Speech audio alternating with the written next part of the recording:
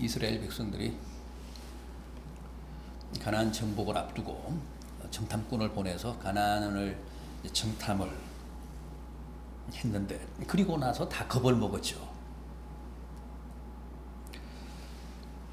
가나안 정복이 불가능하다며 울고 불며 난리를 쳤습니다. 그런데 그것은 그들이 비겁하거나 나약해서 그렇게 과장된 반응을 보인 것은 아니었습니다. 실제 가나안 원주민들은 무서웠습니다. 강대했고 또 그들의 성읍은 다 크고 견고했습니다. 하나님도 그 점을 인정하셨습니다. 함께 본 본문 1절과 2절을 보십시오. 이스라엘아 들으라. 내가 오늘 요단을 건너 너보다 강대한 나라들로 들어가서 그것을 차지하리니 그 성읍들은 크고 성벽은 하늘에 닿았으며 크고 많은 백성은 내가 아는 아낙 자손이라. 그에 대한 말을 내가 들었나니 이르기를 누가 아낙 자손을 능히 당하리요. 성읍도 크고 성벽도 높고 크고 많은 백성들은 너희가 잘 아는 아낙 자손들이라고 합니다. 아낙 자손은 어떤 종족입니까? 민수기 13장 33절을 보면 가나안을 정탐하고 돌아온 정탐꾼들이 백성들 앞에서 보고를 하며 이렇게 말합니다. 우리가 거기서 네피림의 후손인 아낙 자손의 거인들을 보았나니 우리는 스스로 보기에도 메뚜기 같으니 그들이 보기에도 그와 같았을 것이니라. 이스라엘의 정탐꾼들이 특히 겁을 먹었던 부분이 바로 그겁니다. 거기서 아낙 자손을 봤다는 겁니다. 거인들을 봤다는 거죠. 가나안에는 당시 거인들인 아낙 자손들이 많이 살았고 그들은 주로 가나안 남쪽 지역 헤브론 산지 쪽에 흩어져서 살았습니다. 그런데 여호수아서 11장 21절 이하를 보면 이런 말씀이 나옵니다. 여호수아 11장 21절과 22절 제가 읽겠습니다. 그때에 여호수아가 가서 산지와 헤브론과 드빌과 아납과 유다 온 산지와 이스라엘의 온 산지에서 아낙 사람들을 멸절하고 그가 또 그들의 성읍들을 진멸하여 바쳤으므로 이스라엘 자손의 땅에는 아낙 사람들이 하나도 남지 아니하였고 가사와 가드와 아스돈에만 남았더라. 여호수아와 갈렙이 가나안을 정복하며 거인 족속인 이 무시무시한 아낙 족속들을 다 진멸했는데 다만 가드 또 가사 아스돗에만 그 아낙 자손들을 조금 남겼다고 합니다. 그 자체가 그 가나안 남부 지역 자체가 워낙 험한 산지이기 때문에 일일이 그들을 수색해서 처단을 할 수가 없어서 대충 그냥 산지 쪽에는 남기고 전쟁을 서둘러 끝냈다는 겁니다. 그런데 후에 블레셋의 거인 골리앗이 출현을 하잖아요. 출현을 해서 이스라엘을 아주 공포에 떨게 합니다. 그 골리앗이 블레셋의 거인 장수 골리앗이 바로 가드 출신입니다. 가드 사람입니다. 그러니까 바로 골리앗은 아낙 자손이었습니다.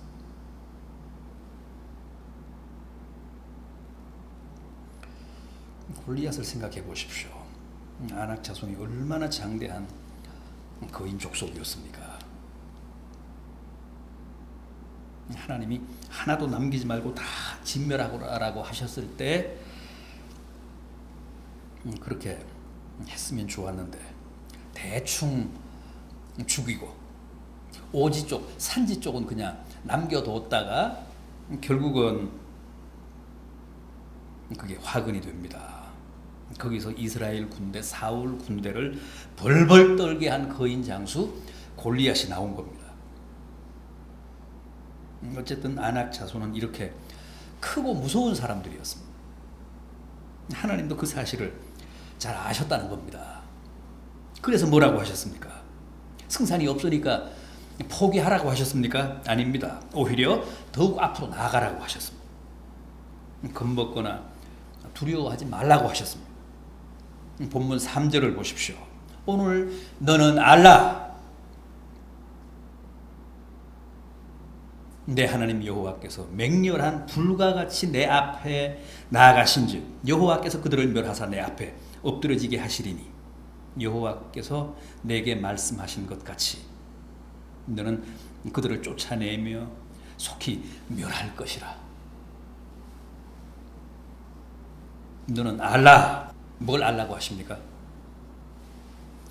적과의 싸움, 원수들과의 적전에는 언제나 하나님이 당신의 백성들 앞서 나가신다는 겁니다.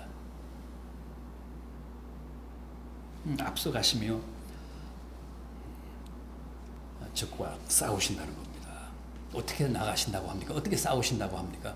맹렬한 불같이.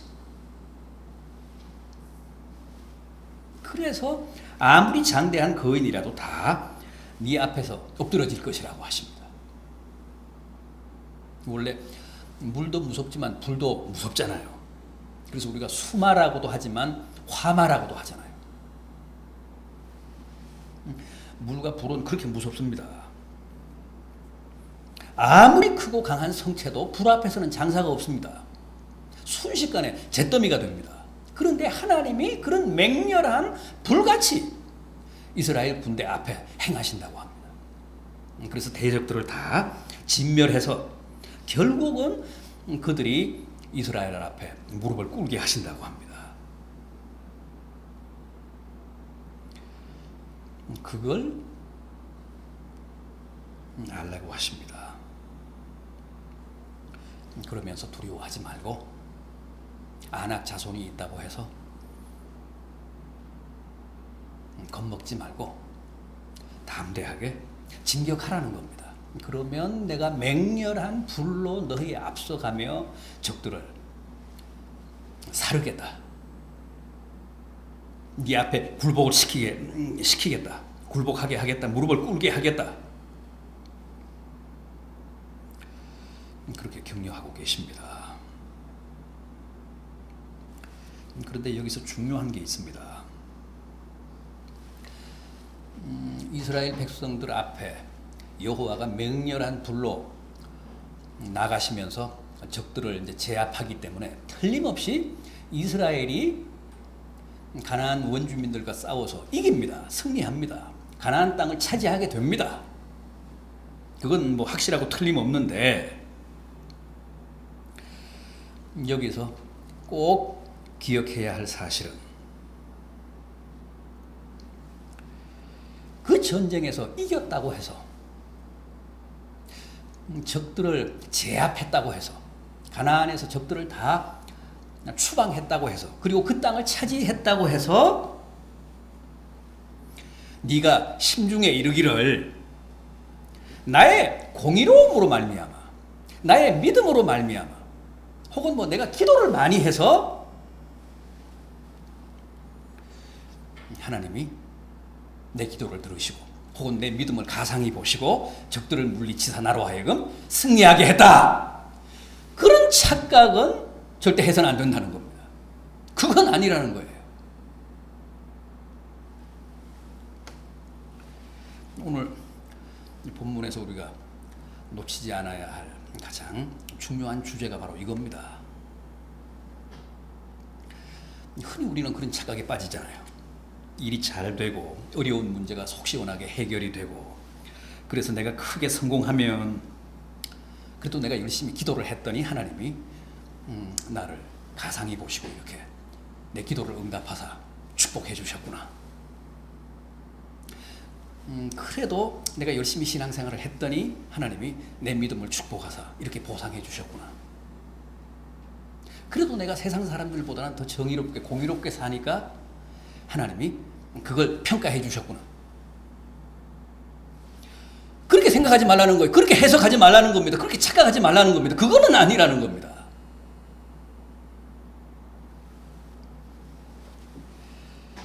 하나님은 분명히 말씀하셨습니다. 5절 보십시오. 내가 가서 그 땅을 차지함은 내 공로로 말미암음도 아니며 내 마음이 정직함으로 말미암도 아니요 이 민족들이 악함으로 말미암아 내 하나님 여호와께서 그들을 내 앞에서 쫓아내심이라. 여호와께서 이같이 하심은 내 조상 아브라함과 이삭과 야곱에게 하신 맹세를 이루리 하심이니라. 이어지는 6절도 보십시오. 내가 알 것은 내 하나님 여호와께서 내게 이 아름다운 땅을 기업으로 주신 것이 내 공로로 말미암음이 아니니라. 너는 목이 곧은 백성이니라. 이어지는 7절도 마찬가지입니다. 보십시오. 너는 광야에서 내 하나님 여호와를 경노하게 하던 일을 잊지 말고 기억하라. 내가 애굽 땅에서 나오던 날부터 이곳에 이르기까지 늘 여호와를 거역했다.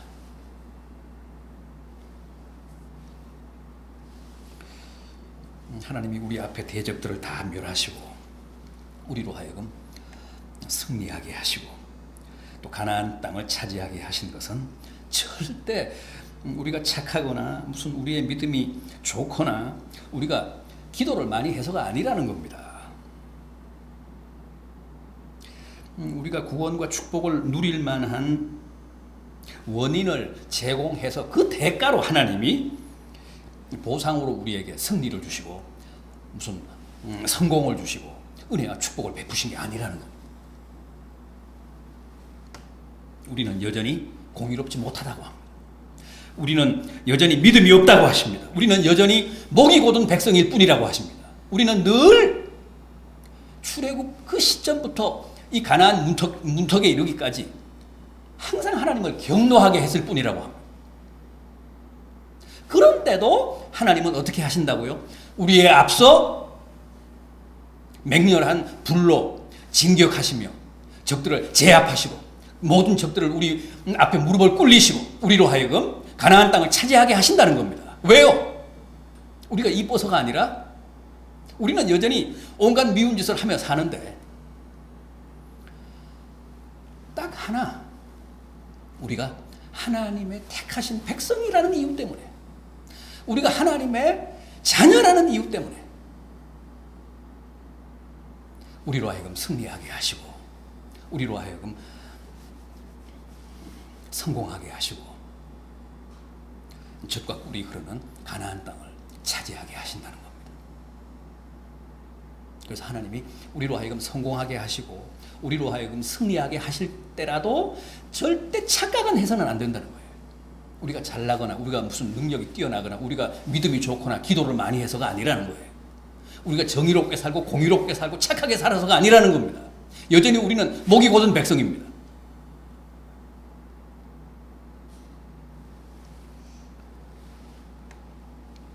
딱 하나입니다. 우리가 여전히 못나게 굴지만 늘 하나님을 경노하게 하지만 아브라함과 이삭과 야곱의 후손이라는 이유 때문에 우리의 믿음의 조상이 아브라함과 이삭과 야곱이라는 이유 때문에 하나님이 그 조상들에게 약속하신 축복을 우리에게 지금 베풀어 주고 계시는 거라는 겁니다.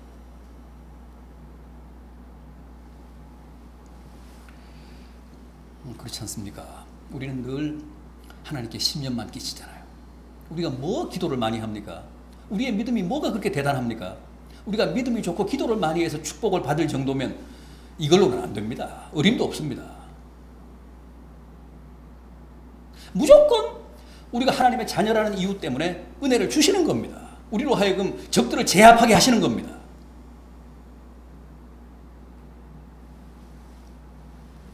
내가 기도를 그래도 좀 했더니 하나님이 내 기도를 들어주시고 이렇게 축복해 주신다.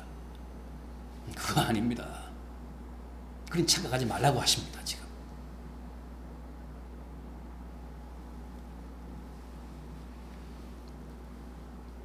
내 조상 아브라함과 이삭과 야곱에게 하신 맹세를 이루리 하심이라.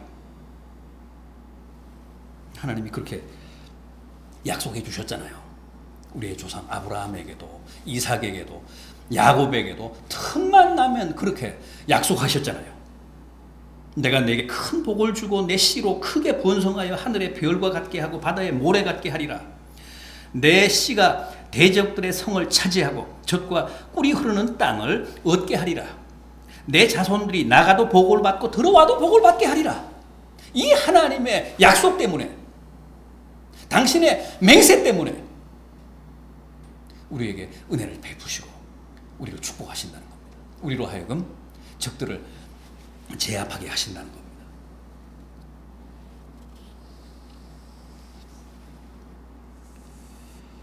그 사실을 꼭 기억하라고 하십니다. 너는 분명히 알라 그러시면서 그 점을 주지시키셨습니다.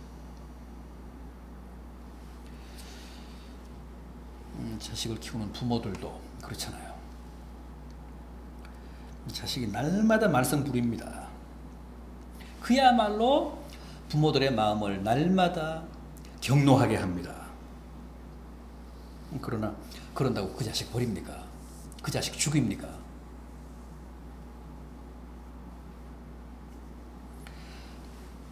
오직 하나, 내 새끼라는 이유 때문에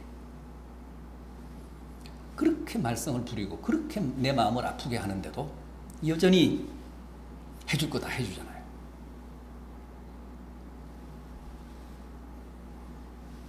먹여주고 입혀주고 공부시키고 결혼시키고 결혼시킨 다음에도 끝까지 건사를 하잖아요. 이뻐서가 아닙니다. 왼수도 그런 왼수들이 없습니다. 그런데도 내 새끼니까, 내 자식이니까 해주는 겁니다. 하나님의 심정이 그렇습니다. 지금 우리가 이뻐서 뭐 그러신다기보다는 미우나 고우나 어쨌든 우리가 하나님의 자녀라는 이유 때문에 우리를 버리시지 못하고 우리 앞에 행하시며 우리의 모든 적들을 굴복시키십니다. 우리로 하여금 가나안을 차지하게 하십니다.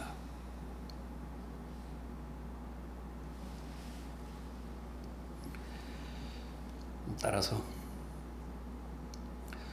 우리가 성공할 때도 또 땅을 차지할 때도 아낙 자손 골리앗을 쓰러뜨리고 성공할 때도 절대 교만해서는 안 됩니다. 내가 잘나서 내가 잘해서 내가 뭐 재주가 뛰어나서 성공했다, 저걸 물리쳤다, 이 땅을 차지했다, 그렇게 착각하지 말라는 겁니다. 나는 여전히 목이 곧은 백성이다, 못난 하나님의 자녀다. 그러나 내가 하나님의 자녀라는 이유 때문에 하나님이 내게 이런 은혜를 베푸셨다고 생각을 하고 무조건 감사하라는 겁니다. 또 반대로 내가 못나게 굴었다고 해서 뭐 면목이 없다거나 또 지나치게 그렇게 생각할 필요는 없습니다. 우리가 아무리 잘나도, 우리가 아무리 기도를 열심히 해도 그걸로는 안 됩니다. 우리가 아무리 믿음이 좋다고 해도 그걸로 축복받기는 글렀습니다. 하나님이 보실 때는 아무것도 아닙니다. 보십시오. 하나님의 말씀입니다. 출애굽부터 이 가나안 문턱에 이르기까지 너희는 나한테 잘한 게 하나도 없다. 늘 나를 경노하게 했다.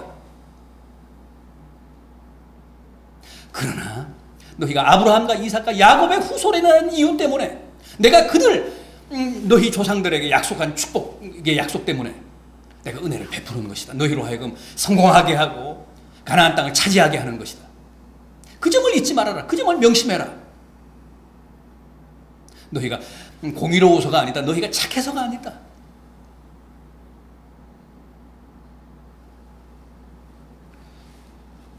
그래서 우리는 무조건 일이 잘 돼도 성공해도 그게 다 하나님의 은혜라고 믿으시고 감사해야 합니다. 어떤 경우에도 우리는 하나님 앞에서 목이 곧은 하나님의 백성이고 늘 하나님의 심경을 경노하게 하는 아주 못난 자녀들입니다.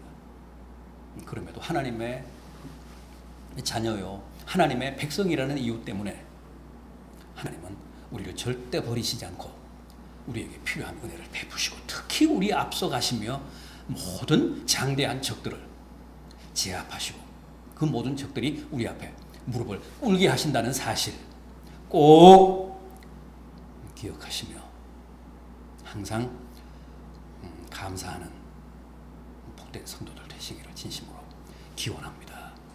기도하시겠습니다.